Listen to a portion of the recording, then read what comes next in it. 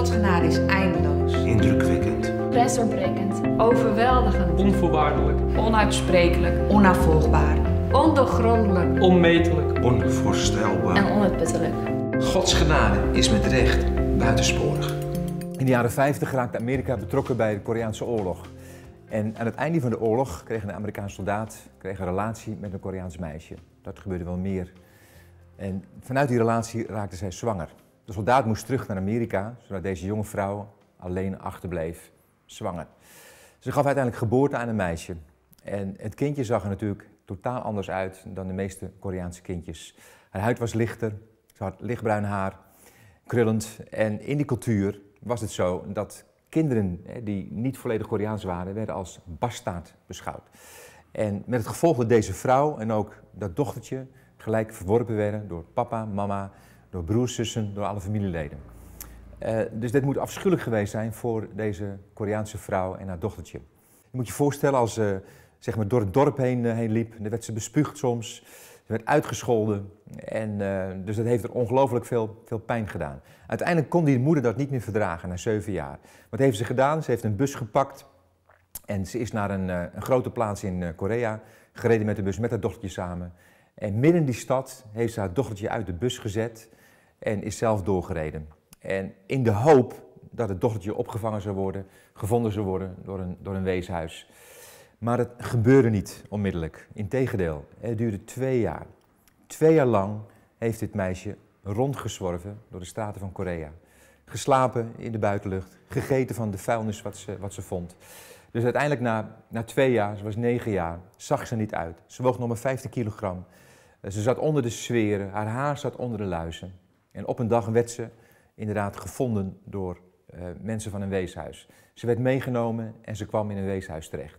Dan moet je in die tijd in Korea niet voorstellen dat zo'n weeshuis nou een prachtig luxe was. Ze had een bed om in te slapen, ze kreeg schone kleren, ze werd gewassen, dat was alles. Ze was er net een paar weken toen er op een ochtend een enorme opwinding was rondom de kinderen. Wat was er aan de hand? Een Amerikaanse echtpaar kwam en die wilden een kindje adopteren. En ze hadden een zinnen gezet op een jongetje. Een jongetje zo tussen de 0 en 1,5 jaar. En honderden kinderen zaten daar bij elkaar in een gemeenschappelijke ruimte. En vooraan stonden een aantal ledikantjes en een aantal boksen. En daarin waren die jongetjes, zeg maar, die uitgekozen zouden kunnen worden. Een stuk of 12 kleine baby's, jongetjes, die zaten daar, lagen daar. Die mensen komen binnen en een Amerikaanse echtpaar kijkt om hen heen naar al die kinderen. Die man loopt als eerste naar een van de jongetjes toe, pakt hem beet, tilt hem op en begint te huilen. Hij breekt. Hij legt het kindje terug en pakt het tweede kindje. Hij huilt, het derde kindje. Hij kijkt vertwijfeld om zich heen. En hij zegt tegen zijn vrouw, dit is toch onmogelijk om hier een keuze uit te maken. Zijn hart was verscheurd door het leed wat hij zag. En terwijl hij met tranen in zijn ogen rondkijkt naar die honderden kinderen, ziet hij te midden van die kinderen dat 9-jarig meisje. Opnieuw 50 kilogram, onder de zweren, de vies om aan te pakken eigenlijk. En wat doet hij? Hij wordt zo geraakt door het meisje, hij loopt naar haar toe. En terwijl hij naar haar toe loopt, huilend, pakt hij haar beet met 2 handen. Hij kijkt haar in de ogen en hij zegt tegen haar, jij bent mijn kind. Ja, jou wil ik mee. Het meisje kan geen Amerikaans verstaan, maar er kwam een enorme liefde uit zijn ogen, uit zijn woorden. En je moet je voorstellen, het meisje had nog nooit liefdevolle woorden gehoord, was al nooit liefdevol aangekeken. En ze wist zich geen raad. Wat deed ze? Ze rukte zich los uit zijn handen, spuugde hem recht in zijn gezicht en rende weg. En deze man stond daar, nog steeds met tranen in zijn ogen. En hij keek nog even om zich heen, veeg het snot van het meisje uit zijn gezicht, liep terug naar zijn vrouw, overlegde even met de directeur van het weeshuis en besloten om de volgende dag terug te komen. Ze konden geen keus maken. De man was ook gewoon emotioneel wat in verwarring. De volgende ochtend kwamen ze terug, hetzelfde ritueel. Al die honderden kinderen weer in de gemeenschappelijke ruimte. Al die jongetjes tussen 0 en 1,5 jaar weer vooraan. Die man komt binnen en hij kijkt naar die kinderen en opnieuw breekt zijn hart. En hij krijgt tranen in zijn ogen. En hij kijkt rond met maar 1 doel. Dat meisje van 9 jaar.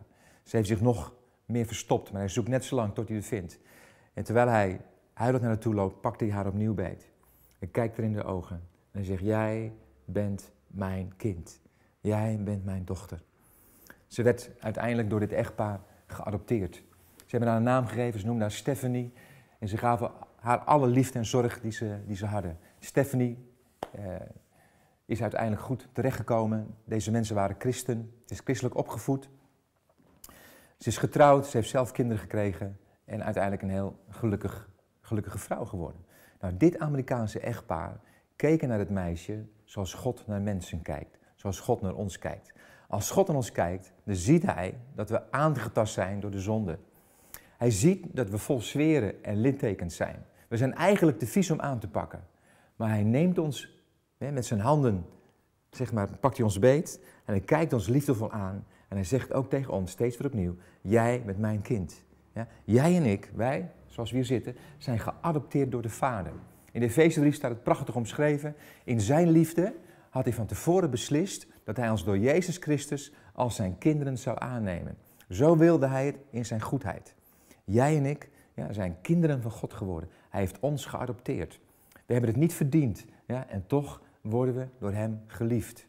Maar soms kunnen we die liefde niet hanteren. Soms reageren we net als het Koreaanse meisje. Ik heb ook momenten in mijn leven gehad, als ik terugkijk, dat ik denk, eigenlijk heb ik God in zijn gezicht gespuugd. Ik heb zijn liefde niet kunnen hanteren. Ik ben weer in zonde gevallen, weet je. Maar wat ik merk, is dat God iedere keer weer terugkomt. Net als die Amerikaanse man. Wat ik ook doe, wat ik ook uitspook. God komt terug, hij pakt mijn beet en zegt opnieuw met liefdevol oog tegen mij. Jij bent mijn kind, Jan. En dan zegt hij ook tegen jou. Hij komt steeds weer terug. Hij is vastbesloten om van ons te blijven houden. Wat je ook doet, weet je, Gods liefde blijft doorgaan.